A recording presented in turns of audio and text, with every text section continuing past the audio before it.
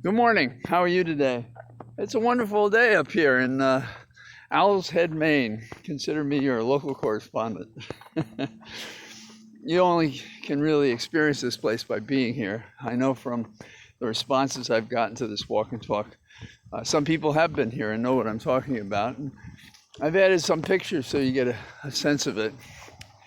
I guess the national issues that we're concerned about remain the same, but we look for developments in the action. So, for instance, on the Hill this week, Congress is coming back, and the question is, are they going to do anything about the infrastructure bill? Now, keep in mind, they voted to take this up when the bill hadn't been written. It's still unwritten as I'm talking to you today. And it'll probably be a short 1,700-page document. So you get some idea of what the challenges are to make this pass.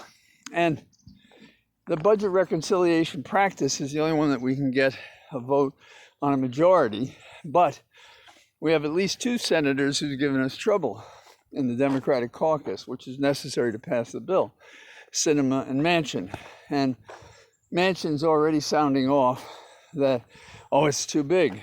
Well, he gives cover, therefore, to those fence sitters and probably discourages any Republican from thinking of showing any courage and coming over and support it. So what's the bottom line?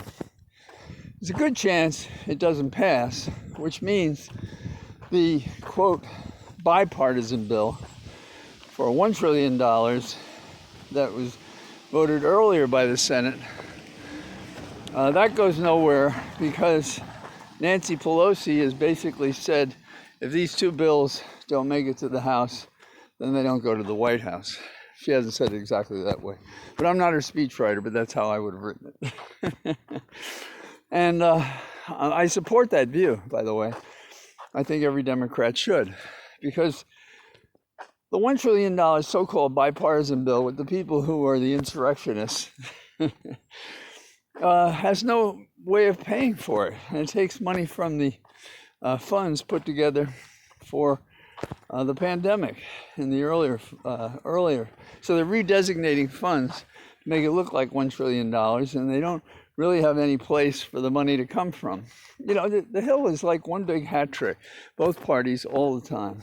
So we're spending a lot of time fighting over this infrastructure bill.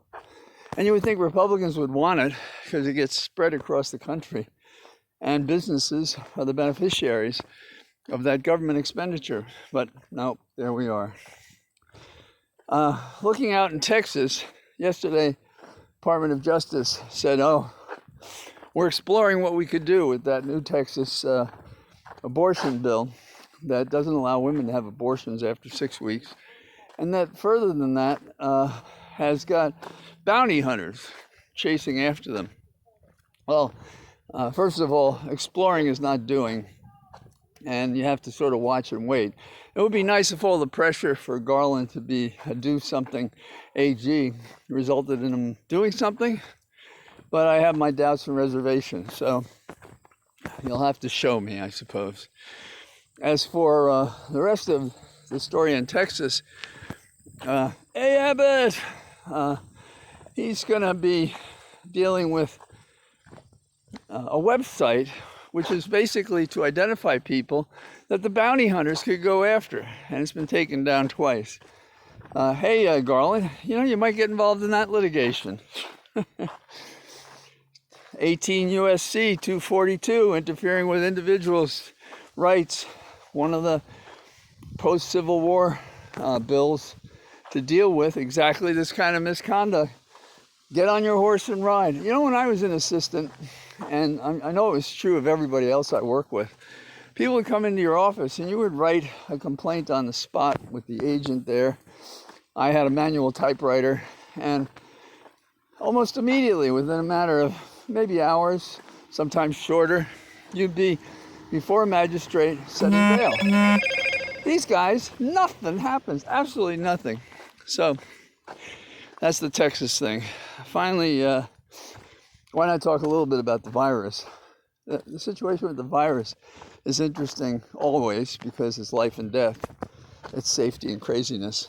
And What we have is a teacher out in Georgia was talking about when he teaches in class, it's an emotional hellscape. Emotional hellscape. Because he doesn't know who's vaxxed. They don't wear masks in classrooms. So he's legitimately concerned about his own health safety. And more you have the dodos out there trying to prevent people from wearing masks and distancing and everything else because why? They want to hurt them. They're dead stupid. They believe what they're told. They want to create chaos. They want to kill their fellow man and woman. None of them are good reasons, but there's no other explanation.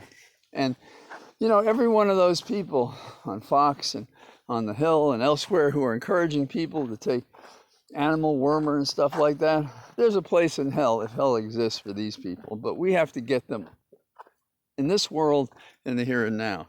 So that's it. I'll take a couple of pictures, I'm sure, and I'll talk to you tomorrow. Bye-bye.